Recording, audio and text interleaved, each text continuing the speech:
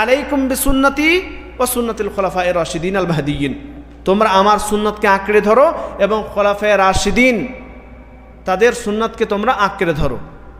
তো আল্লাহ রাসূল সাল্লাল্লাহু আলাইহি ওয়াসাল্লামের জামানাতে ঈদ মিলাদুন্নবী ছিল না।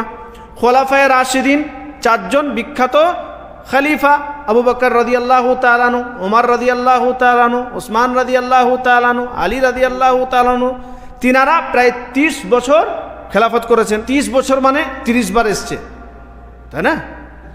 এটা অনেকে বলতে পারেন যে আল্লাহ রাসূল সাল্লাল্লাহু আলাইহি ওয়াসাল্লাম নিজেরই আবার জন্মদিন কি পালন করবে, এই জন্য সাহাবায়ে কেরামরা করেছেন। তো দলিল দেখান।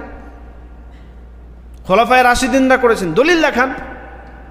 ঈদ মিলাদুন্নবী কোনো সাহাবী করেছে এরকম কোনো দলিল নিয়ে আসেন আপনি। কোনো দলিল নেই, কোনো প্রমাণ নেই, আপনি শুধু যুক্তি দিয়ে সেটাকে বৈধ করার চেষ্টা করছেন। কিভাবে বৈধ হবে? অথচ শরীয়তের ব্যাপারে, দ্বীন ইসলামের আমলের ব্যাপারে স্পষ্ট দলিল যদি থাকে তবেই সেটা আমলে পরিণত করতে পারবেন, বাস্তবে আমল করবেন। আর যদি সেটার ব্যাপারে কোনো প্রমাণ না থাকে বা কোনো এমন হাদিস যেটা জাল হাদিস দ্বারা, তাহলে সেটা আমলযোগ্য নয়। কত দুনিয়াতে এরকম আমল আছে